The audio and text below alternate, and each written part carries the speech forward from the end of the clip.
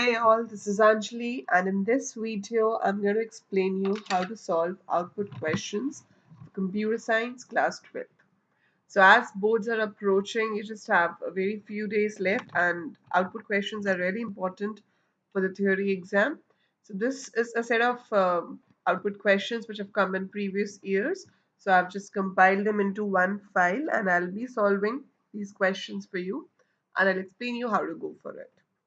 So it's a mix of questions. This has questions regarding arrays also, structures, classes, pointers, everything. Okay, to start with, we have our first question which uses structures over here. And this question says that you have to find the output where there is a structure named score, which has two data members in it, year and topper of type integer and float respectively. Then I have a function change where a pointer to the structure is received as an argument and an integer which has default value as 20, and then some statements are there. And then we have main. As we know, execution always starts from main. Whichever, whatever, how many functions you have in your program, the execution has to start from main. So since the execution has to start from main, I'll start from main itself. Here we have taken an array of type score, which further has two set of values. One set has 2007 and 100 in it. Second set has 2008 and 95 in it. So in memory, you're going to have one array having two blocks, where further each block has two parts. That is the year and the topper. So in the first one, the year stored is 2007. I'm not too good in typing like this, but still this is 2000, and this is going to be 100. And this whole set is at position 0 of ARR. Then 2008 is the initial value in the second set, and this comes at position 1 in ARR, that is 95. This is at position 1. So this first one is ARR 0 and second one is ARR 1. So we have got the initial values. Now we come to this line where it says score star point is equal to ARR. Now star point means it's a pointer notation symbol which says that point is a pointer which stores the base address of the array. Now these are the positions of the array, but there would be some address as well. Let's say where the array is stored in the memory, that base address is 300. I just assume it to be 300. So if my ARR 0 is at 300, where would my ARR 1 be? Like here you have 2 bytes for year, 4 bytes for topper. That means one structure variable needs 6 bytes in total. So if ARR 0 is at address 300, that means ARR 1 will be at 100 at address 306, because one structure value takes 6 bytes, 2 for year, 4 for the topper, 6 bytes together. So if I assume the starting address to be 300, that is my ARR 0 is stored at 300, my ARR 1 will be stored at 306. But with the help of this line, point is equal to ARR, point gets only the base address, that means 300. So in point I have address 300 right now. Then we call the function change. When you call function change, point will be passed to this pointer s and 50 is passed to x. So the default value is overwritten, x becomes 50 and s is holding 300 in the first call. Now, whenever we have a pointer to a structure, instead of dot, we use an arrow with it. Here it's written S arrow topper is equal to S arrow topper plus 25. That means the value of topper at address 300, that is 100. So it will be 100 plus 25 will be 125 minus X, which is 50 right now because we passed 50 from here. So 125 minus 50 is going to be 75. So this 100 will be changed and it will become 75. Since pointers always reflect the value, so changes are reflected back in the original memory location, and instead of 100 we get 75 here. Then it's written S arrow year plus plus. That means the value of year should increase by 1. It's a standalone statement, so it does not matter whether it is post increment or pre increment. So it will increase the value of year by 1, and it will change from 2007 to 2008. So it will increase by 1. This is how the changes are reflected back, and since the function is over, the control comes back over here to main from where it was called. So it comes over here where it's written cout arr 0 dot year. Now right now arr dot 0, arr 0 is this location, dot year is 2008. So it prints 2008 2008, and after that we have a hash sign. So hash sign will be printed, and then it prints arr 0 dot topper. Topper's value has become 75. So it prints 75. That's it. Endel means move on to the next line. Okay. So it will print whatever will be printed on the next line. But now we go to execute the next statement here. It's written change plus plus point. So plus plus point means that you have to increase the pointer and pass that value to S. Now a pointer always increases by the memory location. So if you increase a pointer and it's of type integer, it will go 2 bytes ahead. If it's a pointer of type float, it will go 4 bytes ahead. But this is a pointer of type structure, where one structure variable takes 6 bytes. So the pointer will move 6 bytes ahead. It was 300 initially, now it becomes 306. And that 306 is passed to S over here. So S becomes 306. We haven't passed any integer, so X takes its default value. X remains 20. So in the second call, I have S as 306 and X as 20. Okay, it gets inside the code. Here we write S topper is equal to S topper plus 25.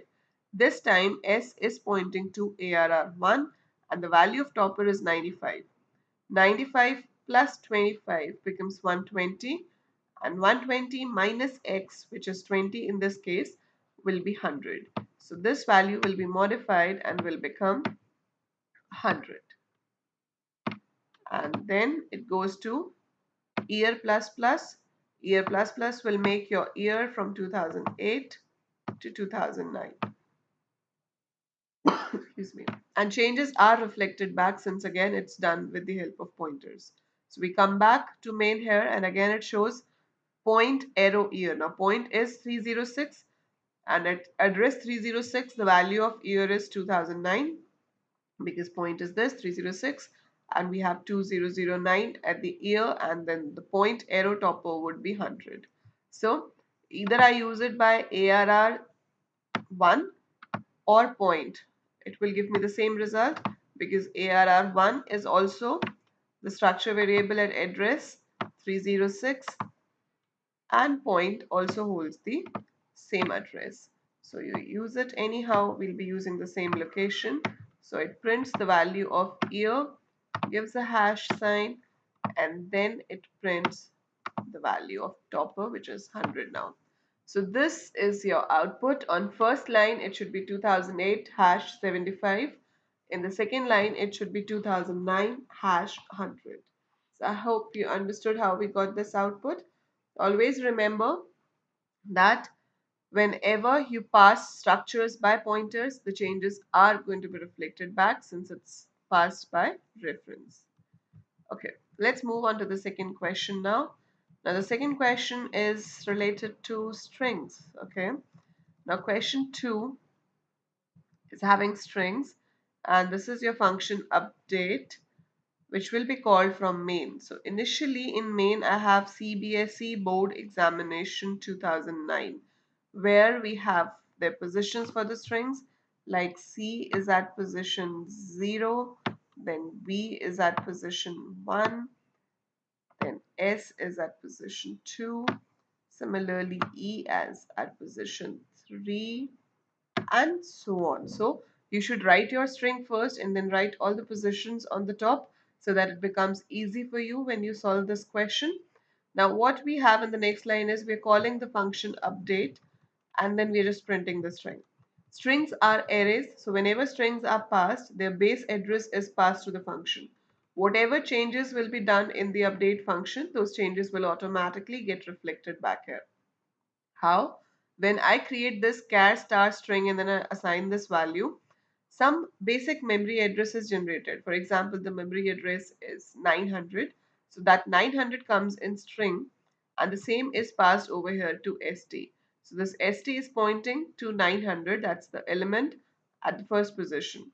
Now we have this loop I is 0, sti not equal to 0. That is st0 not equal to null. Yes, it is not null. Null is the special character which is stored at the end of every string. We don't store it, but it gets stored automatically. So in my string, I have null after 9. Okay, so here right now I is 0. It's not equal to null. True, it comes here. 0 mod 3 equal to 0. Yes, 0 mod anything is 0 only. Okay, it's true. It comes here, it checks if is digit st0 is capital C, it's not a digit, it's false.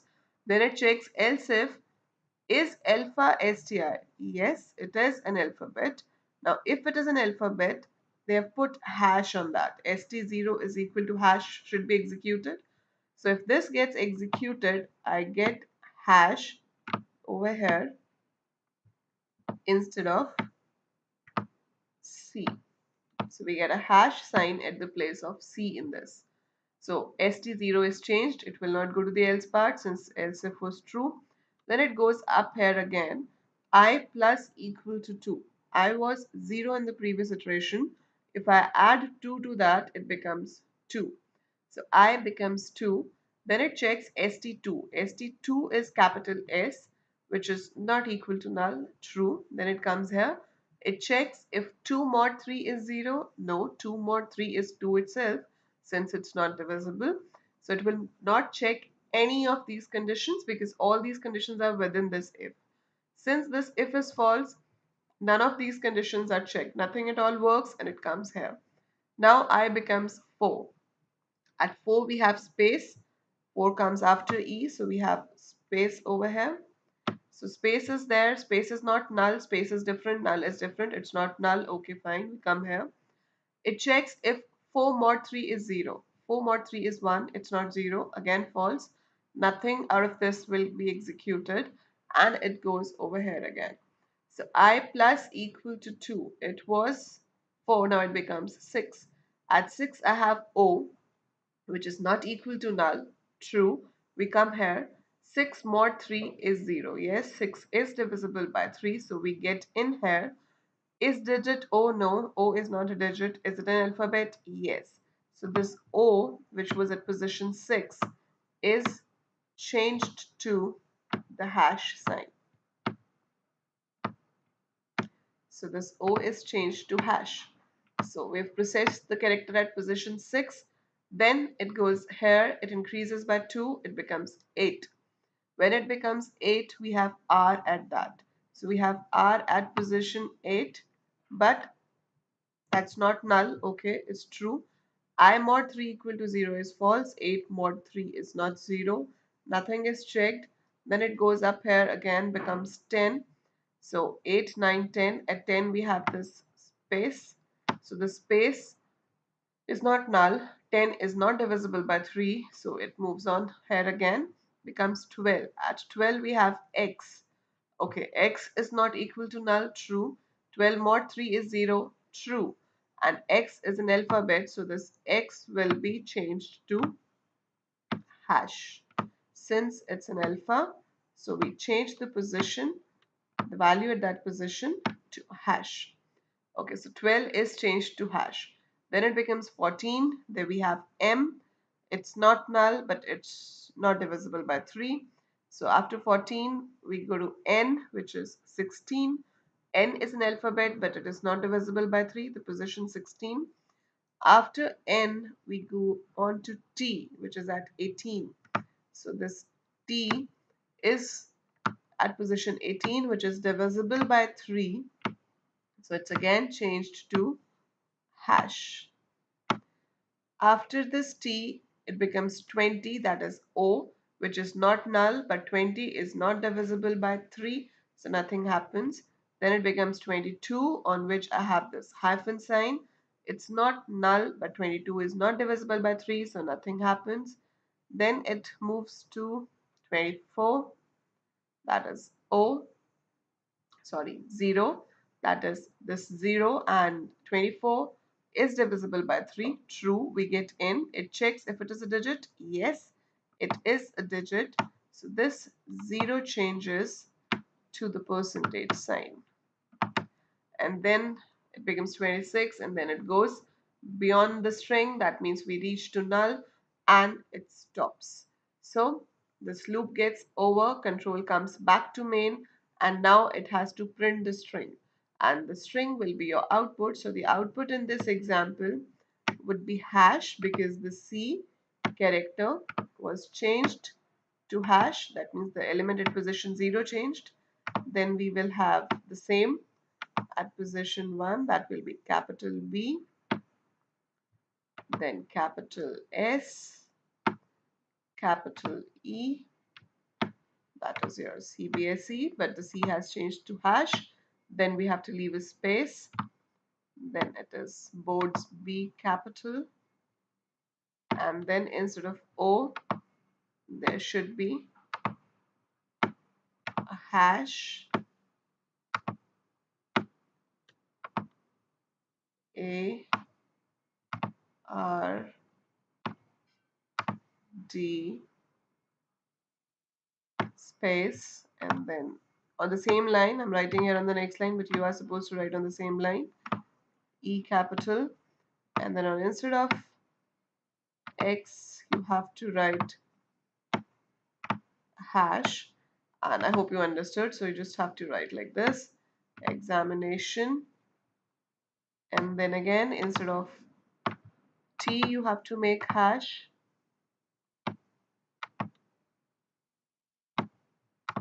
and so on. So that would be the output of this code. So always remember, when you pass strings to functions, the changes are reflected back, because strings are also passed by reference since they are array of characters. So this will be your final output for this question. All in the same line, that is hash BSE space B hash ARD space E hash A MINA hash ION hyphen 2 percentage 09. So that's the output for your this question.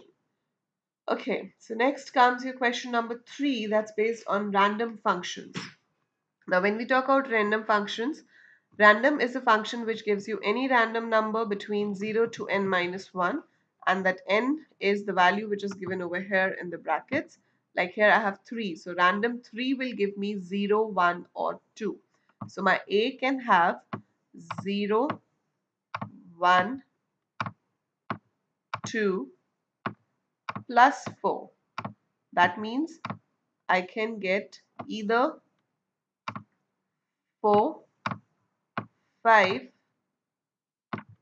or 6 in A, because if you plus 4 with 0, you get 0 plus 4 as 4, 1 plus 4 as 5, 2 plus 4 as 6. So this variable A can be any of these three values, 4, 5 or 6. Then this statement int B is equal to random 2, that will give us 0 or 1. But if I have plus 2 with this, so plus 2 will give me 2 or 3. So this gives either 2 or 3. So the possible value for B can be 2 or 3. Now let's see what the code does. Here you have a loop which works for A times and prints the ampersand sign. And then there is another loop which prints the star sign. Usually in case of random functions, we have a possible set of outputs, and we need to tell out of these which can be the outputs of the above code. So how are you going to check that? For int I is equal to 0, I less than ai plus plus, that means ampersand sign should be printed a times. Means it has to be printed either 4 times or 5 times or 6 times. Let's check out all 4 options. This one prints 2 times, which is not possible. So this is out of the question. So we are not going to check it further. Here again, this one prints it twice, so which is not possible. So this is also out of the question. Now this one has 6 ampersands. Okay, 6 is a possible value. And this one has 4 ampersands. That's also a possible value. Okay, let's go further. See out x. X is 125. So this one prints 125. This one also prints 125. Fine. Then we have the second loop which works from 0 to b and prints the star sign. That means we can have either 2 stars or 3 stars printed in the output. If I check both of these, the first one has 2 stars, which is a valid option. The second one has 3 stars, which is again a valid option. So till now, both are valid. You come out of the loop and they're printing y, which is 99. Okay, that shows that option 3 can be one of the possible outputs and option 4 can also be one of the possible outputs. So your answer is that option number 3 and option number 4 can be possible outputs of this question. So that's it, 2 marks, which is telling whether the output could be there in the random function or not. So that's how we solve question with random functions. And now here you have an interesting question with arrays and pointers. So we have an array over here which has 5 values. So obviously the values are stored as per their index. So this one is at 0, then you have at 1, then we have at 2, 3 and 4. Okay, so this is my array and let's say it starts at address 100 in the memory. So if it starts at address 100, that means the first element 10 is at address 100, 15 will be at 102, then 104, 106, 108 if we assume that one integer is taking 2 bytes in the memory. In some compilers it takes 4 bytes as well. Okay, now next line is int star p is equal to a. That means p is declared as a pointer which holds the base address of the array, which is 100 we have supposed. So in this example, it's 100. So p becomes 100, fine. Now you have a loop. That loop says while star p is less than 30. That means while value at address p is less than 30. So p is 100. Value at this address is 10. 10 less than 30? Yes, it is true. So it comes here at if. Then it checks value at address p mod 3 not equal to 0. 10 mod 3 is not equal to 0. It's true. It's true. So it goes here to this line which says that star p is equal to star p plus 2. Right hand side is evaluated first. So star p gives you 10 plus 2 is 12 and it's stored back at the same address. Same address means it's going to modify the element in my array. So this 10 will change and will become 12. So element at position 0 changes to 12. Okay, then it comes to p plus plus. P plus plus will change the value in p to the next location. So as I told you, pointers always move as per the location. Since it's an integer pointer, so pointer will become 102. It's the closing bracket of while loop. It goes here again and checks the same thing, that value at address p less than 30. This time value at address p is 15, which is less than 30. True. Now 15 mod 3 not equal to 0 is false because 15 is divisible by 3. So it goes to the else part. Here again the right hand side gets evaluated. So 15 plus 1 becomes 16 and it goes to the same position. So the 15 is overwritten and it becomes 16. So we overwrite the value of A1, that is where your P is pointing right now. Then P plus plus will make it 104. So this becomes 104 now. Now at 104 we have 20. 20 less than 30 is true. 20 mod 3 not equal to 0 is also true. So 20 plus 2 will be performed and the value changes to 22. Then P increases, moves on to 106. Now it's 106. There we have 25. 25 less than 30 is true. 25 is not divisible by 3, so this condition is also true. 25 plus 2 becomes 7. So this 25 is changed to 27. And then P is increased and becomes 108. Now at 108 I have 30. 30 less than 30 is false. It's false. We come out of the loop. We come over here. So 30 remains 30. There is no change in that. So this element remains as it is. Okay, now we come outside the loop. Here your j is initially 0. Fine. J less than equal to 4. True. See out aj. Aj means a0. A0 is 12. So it prints 12 and then a star sign after that. Okay. Then it comes here. If j mod 3 equal to 0. Yes, 0 mod 3 is 0. See out NL. That means now whatever will be printed on the next line. Then j becomes 1. 1 less than equal to 4. Okay, true. Aj is printed. That means A1 has to be printed. And at A1 we have 16. But it has to be printed on the next line because last time we had that NL. So it prints 16 and a star. Then it checks the condition, like if j mod 3 equal to 0, 1 mod 3 is not equal to 0, that means there will be no NL this time, and whatever will be printed next will be printed on the same line. So j becomes 2, A2 will be printed, which is 22. So it prints 22 on the same line.